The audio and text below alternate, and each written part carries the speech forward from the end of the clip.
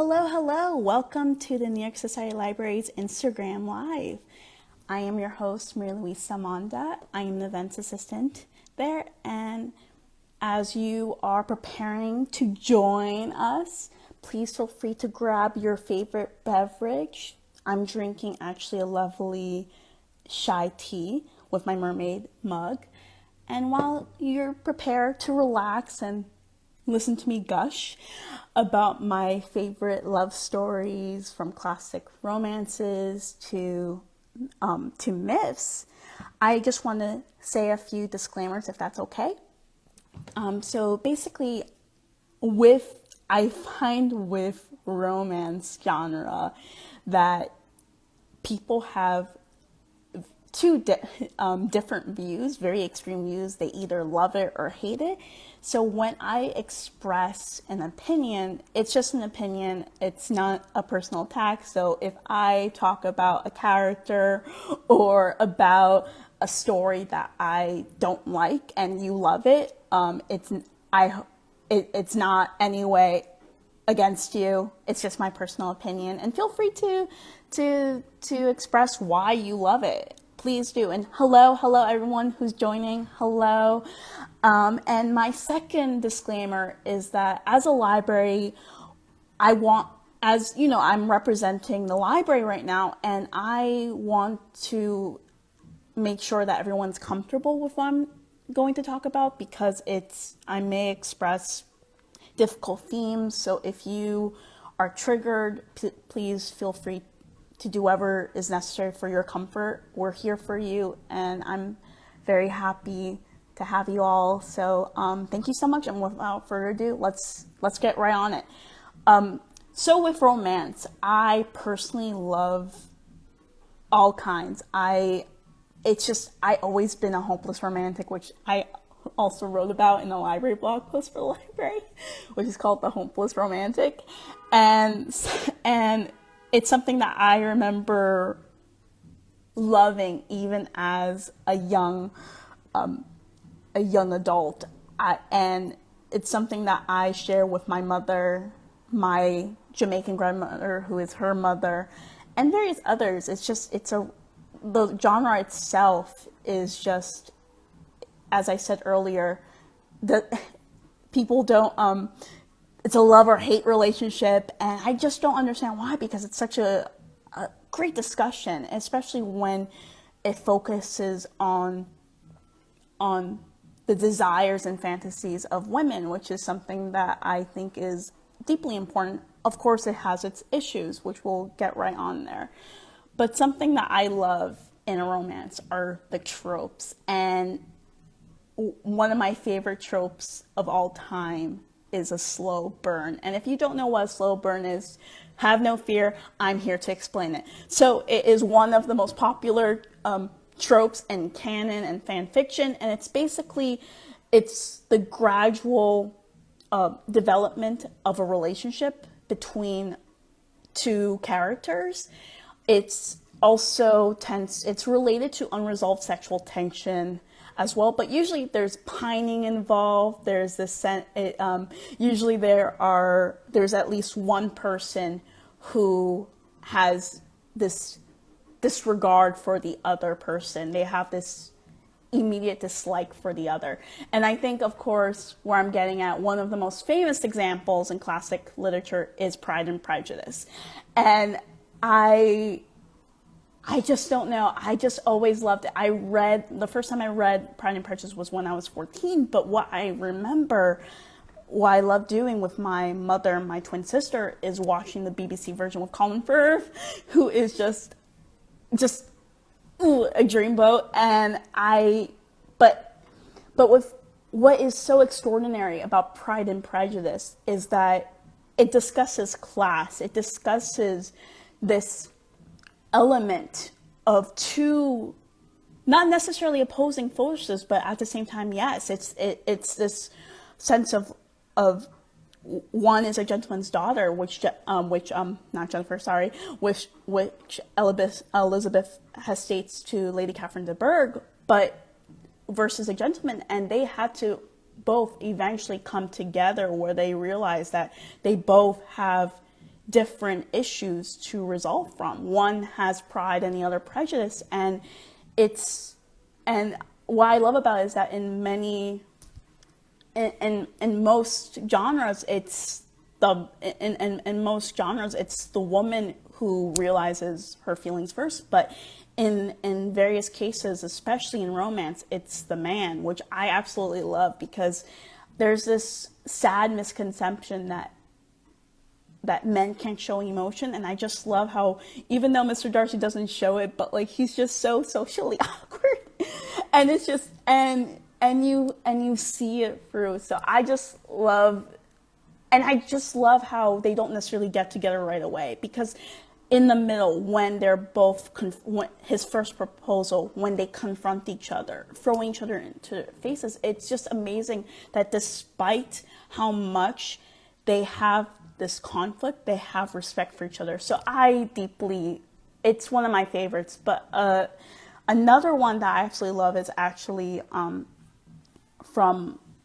is a folk tale, and it's basically called The Raven and the Golden Hair Princess, and it's about this princess who is very spoiled, very vain, and eventually, it's similar to the Frog Prince actually, but there was this king who was able to shapeshift into a raven, sees this, and he's just like, like, someone has to teach her a lesson.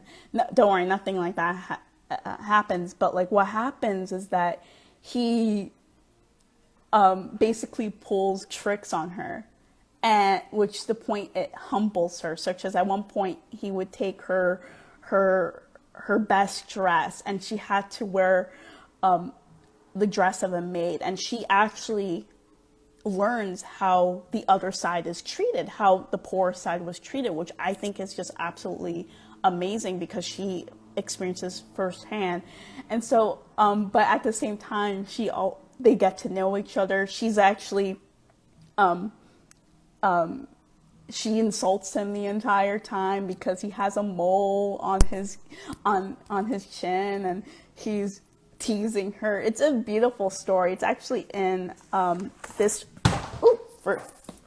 ignore that, but it's in my copy of The Wonder Clock, which is The Wonder Clock, which is absolutely amazing, and it's something that I recommend. So if you love slow burns like me, I think it's absolutely enjoyable to read, and feel free to share your tropes as well. Another one that I absolutely love about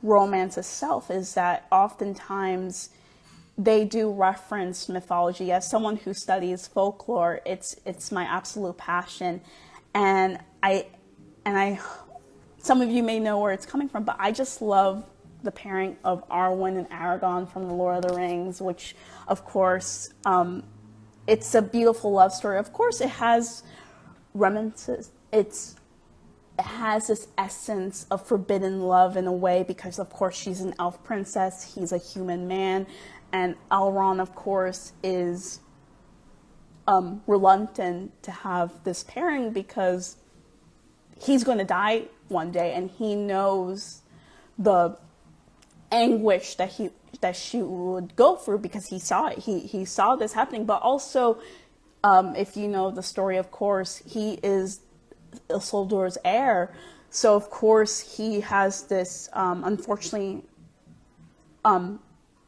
he witnesses Isildur's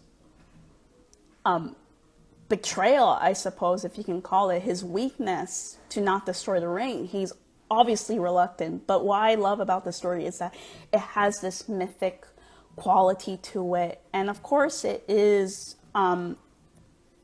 quite it reminds me of various of myths, such as one of my favorite is ancient Egyptian, which is Osiris and Isis, which is a beautiful story if you don't know the love story, but they're in love and they get married. However, Set, who is also their brother, he is obviously jealous of Osiris, where he creates a sarcophagus which is in Osiris's exact measurements, which he gives to him. And as soon as Osiris tries it out, he is killed. And it was so sorrowful for Isis, of course, for Isis, and it was just heartbreaking. But at the same time, her love was so strong for him that she went off to search for him. Of course, his body parts were cut in pieces, so it's also very graphic and disturbing. But her love for him is so strong that she was able to collect all the pieces. She was able to find each one, and I believe, if I'm not mistaken, it was Anubis, who is the god of the dead, who brings him back to life. But he is he comes back to life. Sorry, sometimes it's my Italian comes out of nowhere, but he comes back to life, and he's now the god of the underworld. And it's such a beautiful love story, and it equates to the true bride and true groom concept, which is another trope, which is basically when you have two lovers who are meant to be, who are soulmates, and in some new age communities, twin flames, for example, which is more than a soulmate. But with this particular trope in mind, it is like there's two options, two categories. And one is that they get together, there may be a few obstacles, a major obstacle, but then you overcome it, it's overcome, everything's overcome, and then happily ever after, and everything is joyous, there's prosperity and abundance. But then there's one where it leads to the death of both, but then it ends up, something is unveiled where the world will become eventually a better place. And I feel with Osiris and Isis, it's very much the first one, because he comes back to life, but they create a new kingdom. Sorry, there's music going out. I live right across from Central Park, so forgive the music. But another one, which is famous, of course, is Romeo and Juliet. I personally, Romeo and Juliet was never my favorite love story. I felt it was more about the folliness of how age-old grudges, how unnecessary, how idiotic it is. And I felt that's what Romeo and Juliet was all about. And I never saw it as a true love story personally. I think I never, when I was in high school, I got in trouble with my English teacher because I was one of the few people who just said this isn't true love. And it's not a story about that. But however, I do admit, I do think it follows perfectly the true bride and true groom concept, because they both die, and then their families do realize that it's what they were doing was wrong. Like, I don't even think that they even remember what kind of grudges they had. So in that regard, I agree it is that, but I just never, it's not my cup of tea, I guess. I'm not much of a, I found the pairing to be codependent and a little bit dysfunctional, in my opinion. Another similar story where I just find the story to be slightly dysfunctional, actually a bit more, I'm just being nice about it, is Wuthering Heights, Kathy and Heathcliff. Heathcliff was just, I'm sorry, not only did he beat up his wife, by the way, it was also slightly racist too, because of course historical contents matter. Unfortunately, there was this concept that Romani people were thieves and whatnot, and Heathcliff was actually described as his skin as dark as a gypsy, which is, it's offensive, but that was the historical context of the time. So I'll let it go for now. But he was still nevertheless a rather dark person, in a sense of he was an abuser towards his wife. Kathy wasn't any better. I recall at one point when they were having a conflict and she vowed to follow him to the ends of the earth, to haunt him, to go after him. And I found the relationship to be codependent, but also just so toxic for each other. And I understand, I guess, the appeal. There is this concept where when you love someone, in a romantic relationship, you'll do anything for them. You'll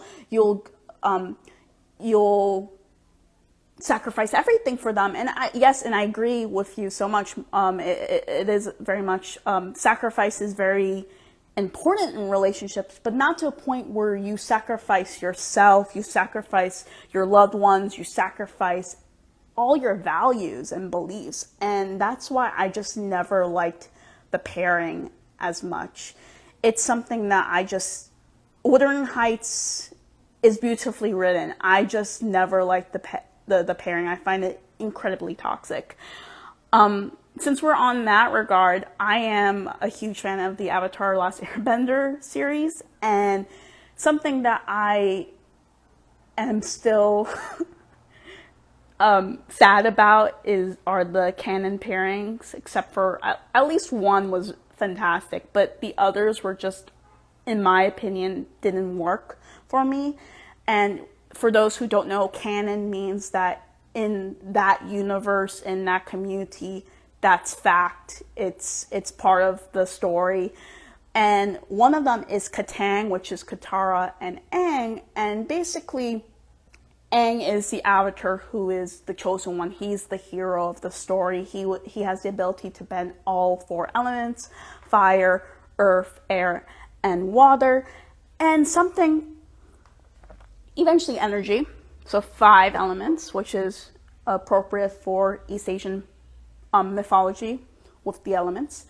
And something that irritated me about that pairing was that he was the hero, and for many instances, he would run away. He would run away from his responsibilities, his duty. He would prefer to play. He was also a 12-year-old boy, which I totally understand, but I thought at least by the last season, book 3, he would have gotten over that. He would have grown, and he really didn't. He didn't. Yes, he fought the Fire Lord, who is the bad guy of the series, but in my opinion, I think he did it mainly because he wanted to be with Katara. There was, in book 3, actually, which is when I got irritated with him, there was a situation where he actually, after they were having a conversation, which was really cringy, I don't want to ruin it, but it was already a cringy conversation, and he kisses her after she tells him that she's confused, it's not the right time, which is, in my opinion, a nice way of saying, like, I'm not interested right now, regardless if it means that she is interested in him romantically, it's just not the right time, or she's just not interested at all. But it's a nice way of putting it. And he kisses her. And then in the comics, which is Love in the Battlefield, which really angered me, was when he actually summons a volcano on her after she refuses to talk about their kiss. And that's not okay at all. And even in book 2, which is in the few last episodes when he's meditating to unlock all of his chakras. Of course, this series is based off mostly of East Asian folklore, mythology, and cultures. There's also Inuit, but going back to that, he refused to unlock the final chakra because he didn't want to let her go, which I think is just completely selfish, because he's the Avatar. He is responsible for the world. If he dies, if he couldn't save everyone, it's at a loss. It's canon. They actually say, like, if you don't do this, everything will be lost. And I find it to be absolutely problematic. Thank you so much, Library Babe. Bae, sorry. I just don't understand that. And in many mythologies and folklore, to go back to that, there is that sense of of course there are stories that you have a goal, there is this love that you have for someone, but in the end it's mostly about what is to come. It's added in, which is still, it's problematic because it feels like a prize. I'm not a huge fan of prizes in that way, because even though I don't mind the hero gets the girl sort of situation, or the heroine gets the guy situation, or whatever, they get the love interest of their choice, but usually in many cases it's a prize, and that's why I don't like the pairing. Another one is in the same series is Mieko, which is Mei and Zuko, which I found to be just as bad, maybe even worse in many ways. And that, as if you know this story, and if you don't, please forgive me for ruining it, Zuko has been banished by Fire Lord Ozai. He was burnt, he was scarred on his eye, he basically was sent on a fool errand to find the Avatar, who was lost for 100 years. He was incredibly traumatized by his father, and he is desperate to gain his approval, his love, the throne, and his honor back. It's very important in this character, and when he comes back to the kingdom, which I won't tell you how he gets to that point if you haven't seen it. He is trying to open up to Mei, his childhood sweetheart, who yawns in his face and says, "I asked if you were cold, not for your life story," which you're shutting down his feelings, and I think it's not something I'm into, and I know a lot of people defend her, saying like, oh, that's just her personality, she was trying to be funny. No, I'm sorry, it's not appropriate, and I think it's just deeply heartbreaking. There are other situations there that irritated me. For example, in the comics, she found out that her father was trying to kill him, and she lied about it, and then when she was caught in this lie, she blames it on Zuko, and yeah, so there are many reasons, and to compare it to, and please forgive me for this, but I loved Madeline Miller's Circe and Emily Wilson's The Odyssey, her translations, and I think they're fantastic renderings for sure. In my mind, as someone who loves The Odyssey, and I have read it multiple times, but something about what people, I think, at times don't realize, or maybe they never thought about this aspect, is that in Greek mythology, to deny the immortals, gods and goddesses and so on, anyone who's beyond human, is considered folly. I wouldn't say necessarily blasphemous, because that's more of a monotheistic Christian sort of word, but definitely but yes, it's blasphemous. It is completely folly. And a good example of this is Cassandra and Apollo, where Cassandra rejects Apollo, denies him, and so what does he do? He takes away her autonomy and gives her a curse of, you will predict correct prophecies, but no one will ever believe you. In this regard, with the Odysseus, he is always portrayed, no matter who I talk to, as a philanderer, which I disagree with, because in that time, as I mentioned before, whoever is more powerful, if you have magic, if you are a titan, a goddess you are a titan, if you are a demigod, you are powerful. Even though he's a trickster, he is a cultural hero, he's still vulnerable. And it's something that completely bothers me, and something that I want to bring about in this conversation is that Calypso, there was this one scene where I believe it's chapter 5, lines 150 to 183, which I won't read so much, but it's when Calypso is looking for Odysseus on the beach, and this is what happens. She found him on the shore. His eyes were always tearful. He wept sweet life away in longing to go back home. He had no choice. He spent his nights with her inside her hollow cave, not wanting her, though she still wanted him. But by day he sat out on the rocky beach in tears and grief, staring in heartbreak at the fruitless sea. And it goes on like that. And I remember here when Calypso is telling him, like, oh, you can leave the island. And he's trying to appease her. He's trying to say, like, oh, you're so beautiful. You're more beautiful than my wife. You're more beautiful than Penelope. But I have to go home. I have to go home. It's appeasement. It's not at all. In my mind, there's no consent there. There's no consent here.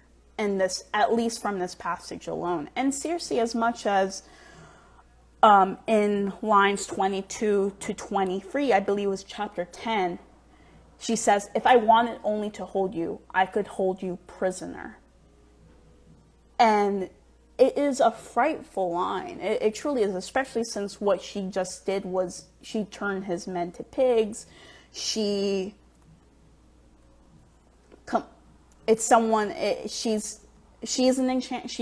a goddess. She is an enchantress. She has magical powers, and that she actually succeeds, or at least nearly succeeds, in distracting Odysseus from going back home, going back to his glory, which is something that is very important to Greek heroes at the time, is to go back home so they will be remembered. If he was lost forever, he wouldn't get these honors. But more importantly,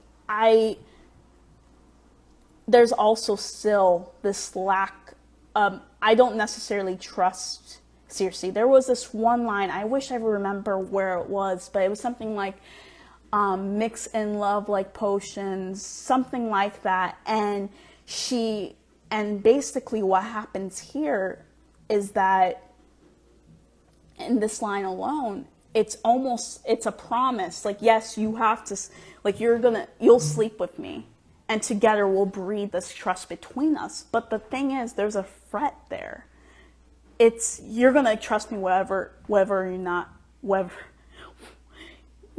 you want to.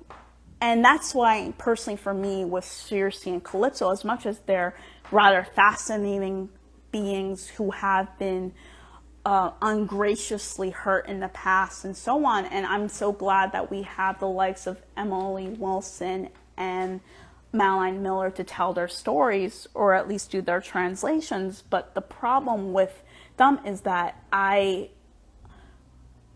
think with these characters, especially if you were listening or you just joined in with, like, for example, Aang and Mei, is that you're not obligated to someone's affections. No one's obligated to give you their affection either. And that you can't force someone to trust you. You can't force someone to be with you. And I think it's something that we rarely talk about, especially that we rarely talk about how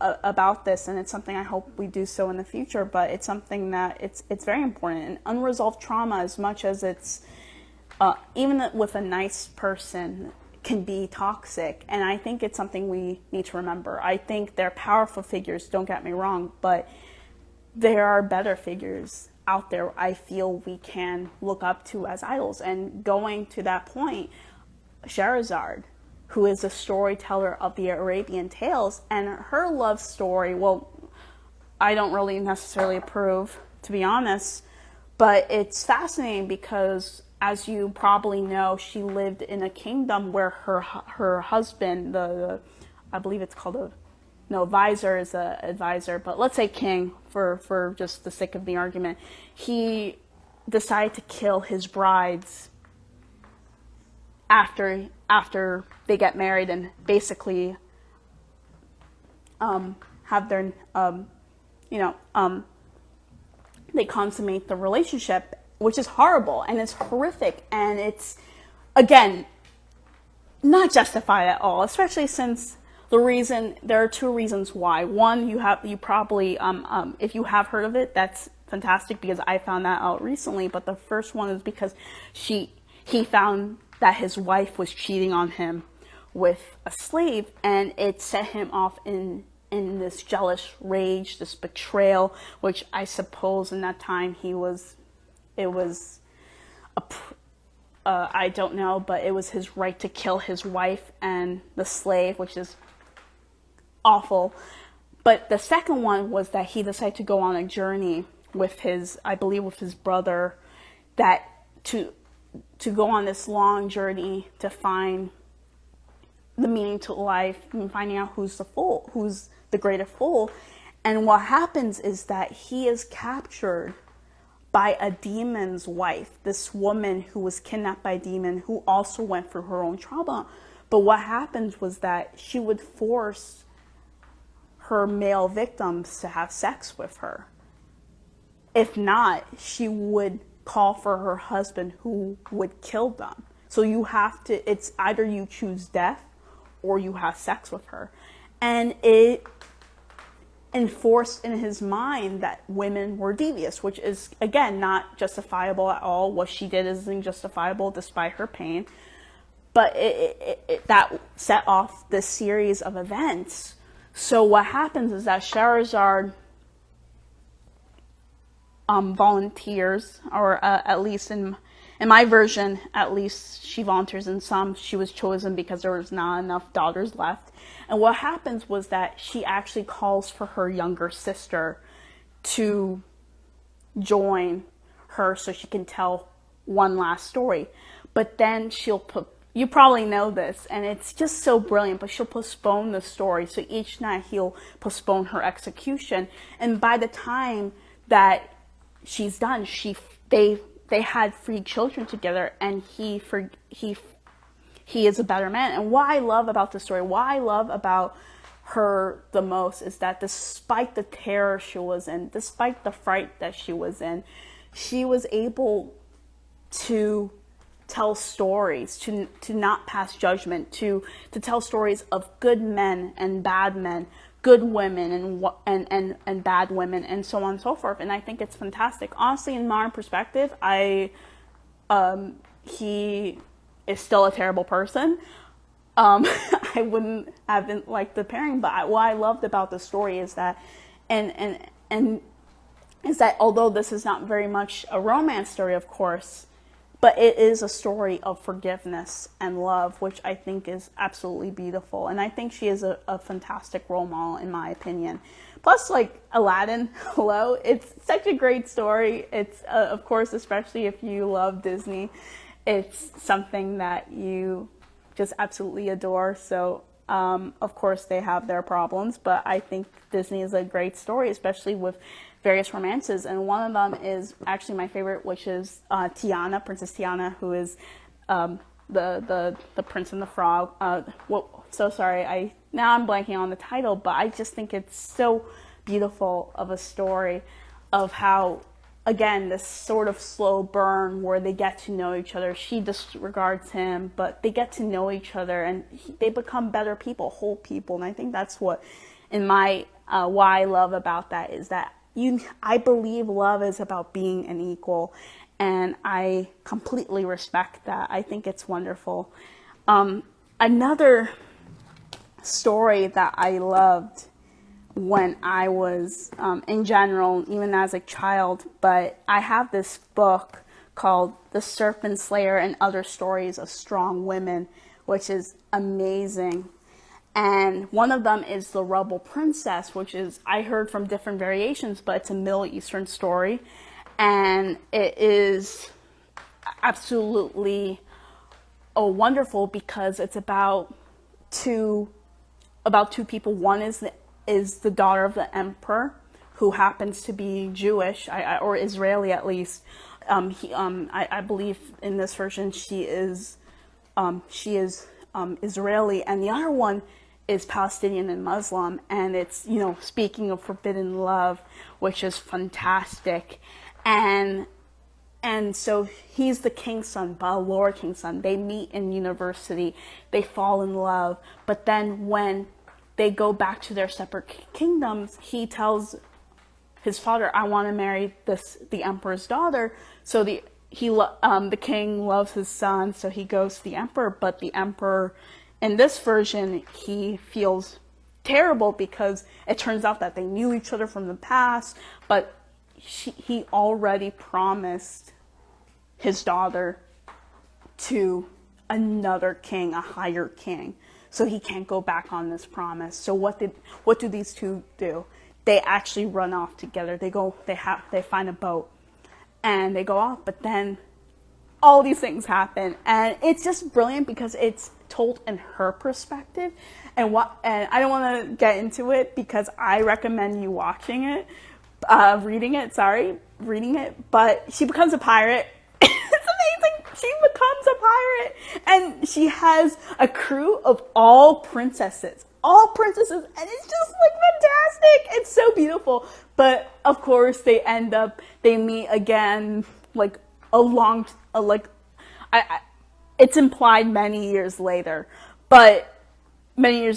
and they get married, and it's completely fantastic. It's worth the read. Believe me.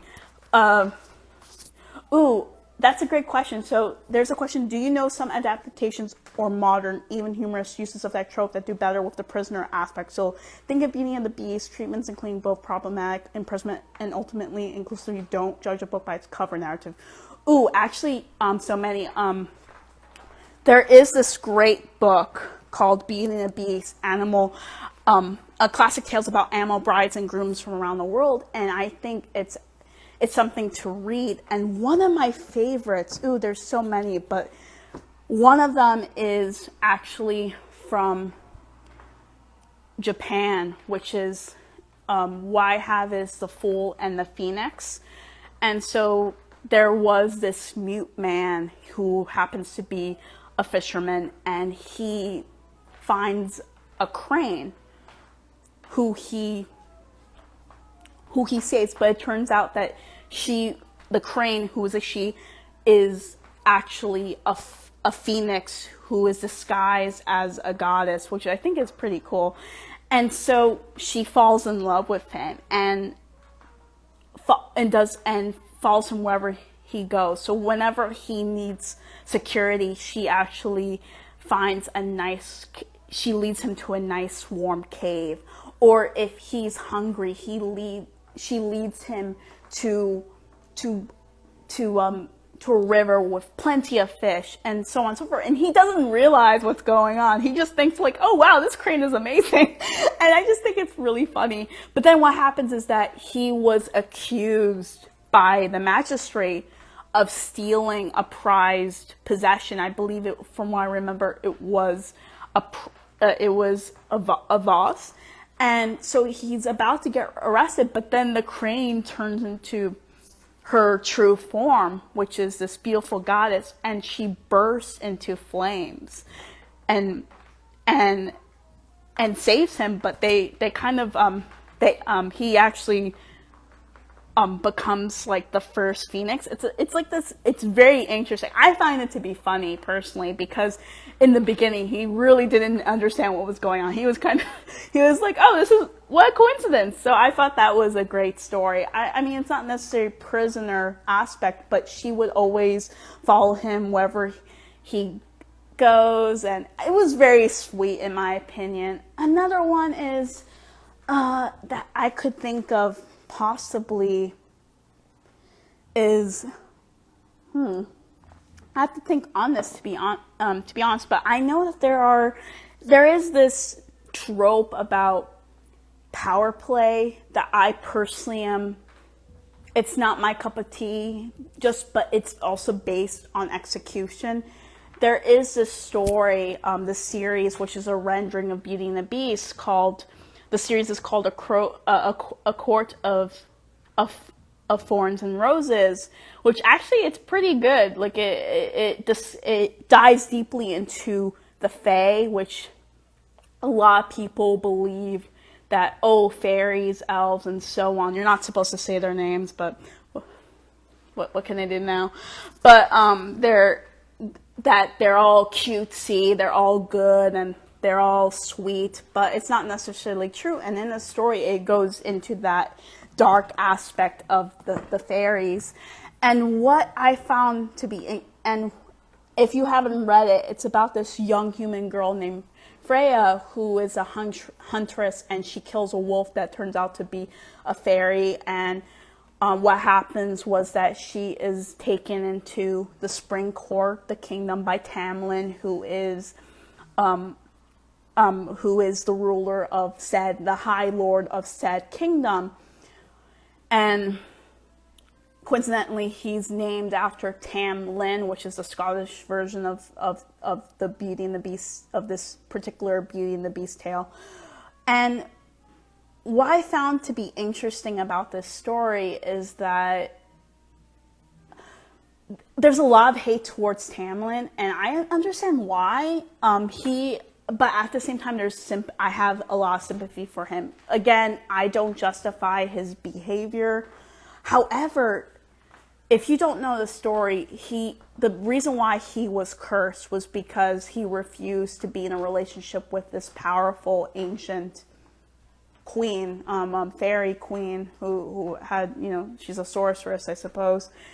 And she curses him out of anger, and she scratches the eyeball of one of his best friends, and she curses an entire kingdom, which I think is it's horrible. And he has dealt with a lot of psychological trauma. Although I'm not a psychologist, of course, so I shouldn't be really saying that, but it's apparent to me that he has deep-seated issues with trust. He is wary of people. He's aloof. He's rather controlling, which again doesn't justify, but I have this sympathy for him, which I feel even the main characters don't understand. Of course, he has done awful things, such as he kills Rhysand, who is the High Lord of the Night Court, sister and mother, which is horrible. But in my opinion, Rhysand is the same level as he is, which a lot of people will hate me for saying. But I think it's true, because I understand this need to revenge your loved ones.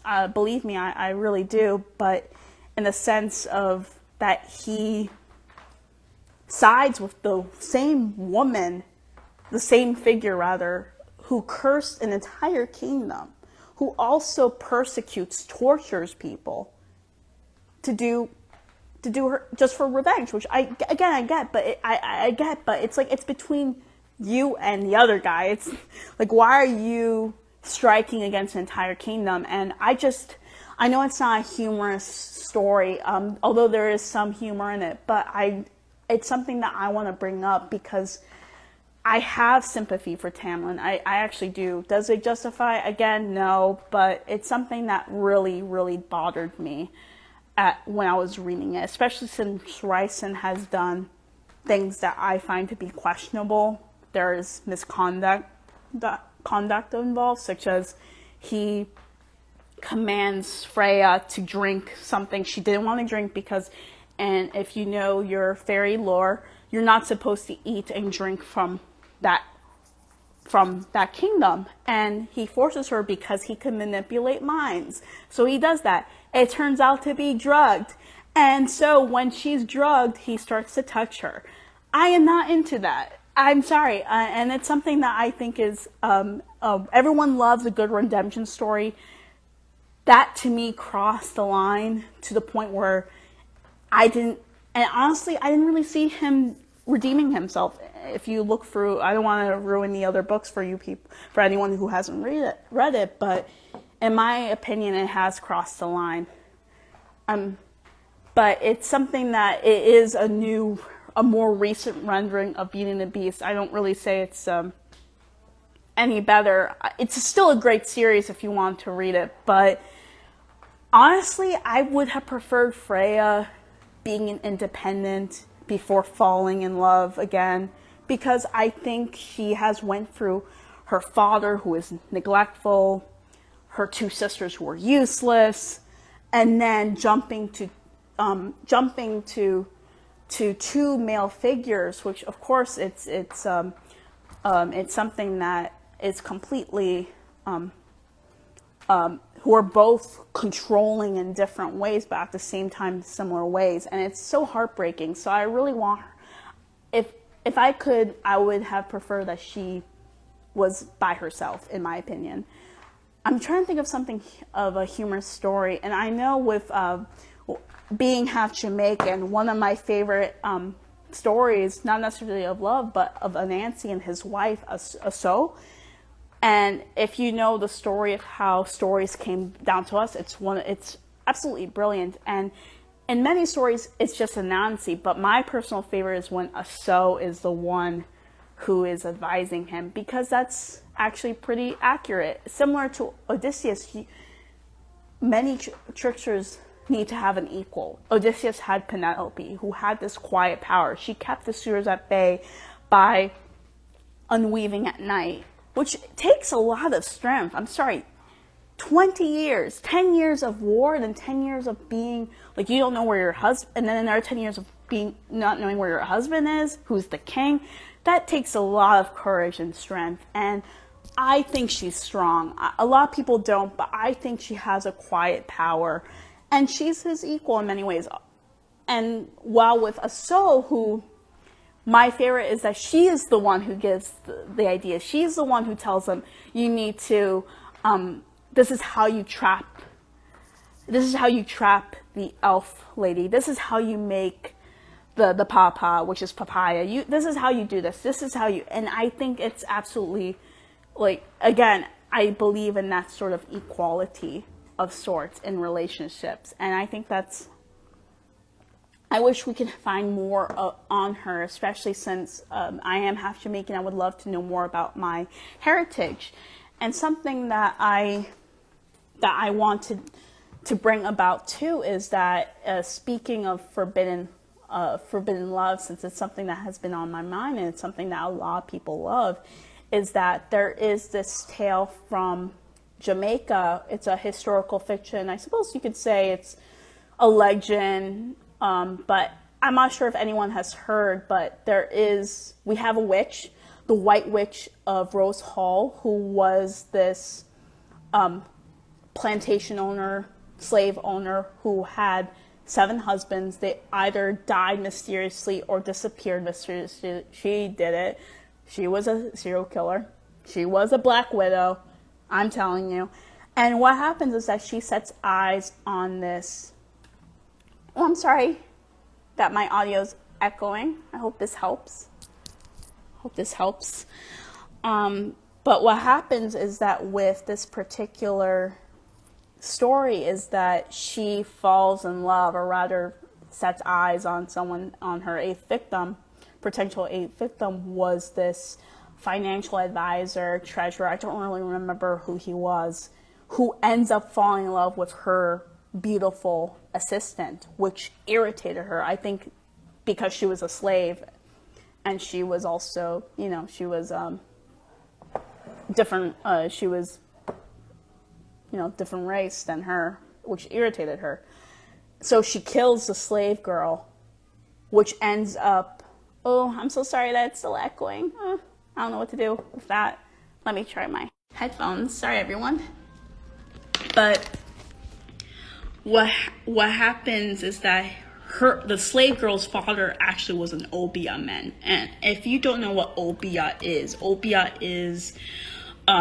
it's basically a spiritual healing, justice-making practices that developed by enslaved West Africans in Jamaica, or in the West Indies in general. And what happens is that he uses his magic to drive her insane and kill her, which is, obviously not okay, but, it's an interesting story. And I think it's rather similar in a way to Aida, which is a fantastic opera. It's by Giuseppe Verdi, which is absolutely wonderful. And it's based in Old Kingdom in Egypt, where the Ethiopians and the Egyptians were fighting. And Aida was the Ethiopian princess who falls in love with the captain of the Egyptians. And what happens there is that the princess of Egypt is jealous of this situation, and eventually in the end accuses the captain of conspiring against her and her father because, well, she catches him in the garden, so yeah. But what happens is so beautiful because, again, with the true bride concept, is that Aida, is in the tomb waiting for him, and they die together, which is very, it's very sad, of course, but it's very beautiful too. I'm trying to think of more stories. There's just so much, and I know we have a limited amount of time, and I'm interested in if you have any questions or if you have any stories that you personally love or you felt bothered by. I know that there's so many. Like, for example, a lot of people love 50 Shades of Grey series, which isn't my cup of tea at all, and I also think it's problematic. Unfortunately, there's that prisoner aspect too. He controls her, especially what she eats and so on, so I'm not really into that. It's not necessarily a prisoner aspect, but one of my favorite graphic novels is I'm forgetting, I think her name is Jen Wang. It's a graphic novel called The Prince and the Dressmaker, which is fantastic. It's like a Cinderella-esque story, and basically the prince is LGBTQA. He feels more himself and more comfortable in dressing up as a woman, and it's a beautiful story of acceptance. And the dressmaker falls in love with him, and she has these aspirations too, which is to design for all kinds of people, and she wants to sell her work in designer in various shopping centers, not just for the higher ups. And the prince is the poor thing. He's like trying to express himself, and he's not a